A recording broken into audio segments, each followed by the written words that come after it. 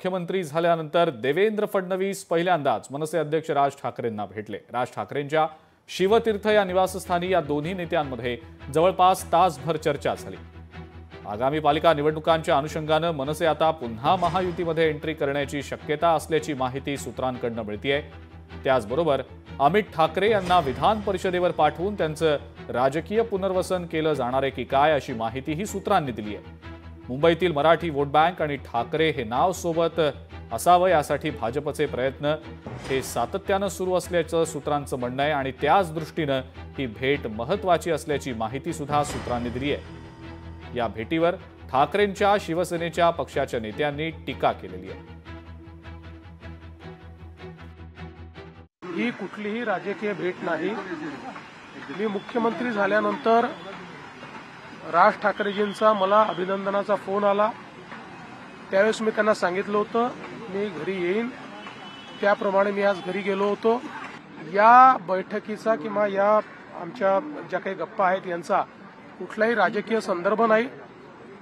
केवळ एक जी मैत्री आहे त्या मैत्रीकरता मी त्यांच्या घरी गेलेलो होतो। मला वाटतं आम्ही पण येत जात असतो। आता त्याच्यावर आपण जास्ती किती रीड करायचं त्याच्यावर हे आपला विषय, पण काही काही विषय महत्त्वाचे असतात, मतदारसंघाचे असतात, मुख्यमंत्री जे असतात ते राज्याचे प्रमुख येतात। तर सगळ्यांना म्हणजे सगळ्या मंत्र्यांची पण पॉवर्स मुख्यमंत्र्यांकडे आहेत, तर सगळ्या खात्यांची विचार कामं त्यांच्याकडे झालं लागतात। मुख्यमंत्री झाल्यानंतर फडणवीस साहेबांची भेट झाली नव्हती, तर आज एक फक्त सदिच्छा भेट होती। याच्यामध्ये कुठलंही राजकीय काही नव्हतं, सदिच्छा भेट होती आणि त्यासाठी ते आलेले। आपल्याला माहिती आहे सन्मान्य राजसाहेबांचे आणि फडणवीस साहेबांचे खूप जुने आणि वैयक्तिक संबंध आहेत आणि त्यामुळेच ही एक सदिच्छा भेट होती। पोहे खाण्याचा चहा पिण्याचा कार्यक्रम बरेच दिवस झाले आम्ही बघतो।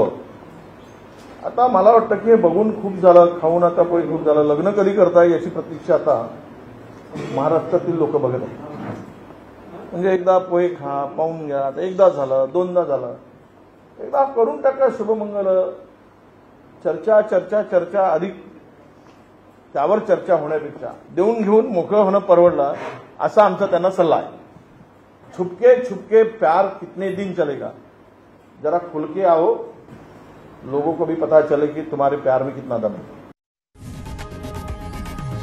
लोकशाही मराठी ऐका, पहा, जागरूक रहा।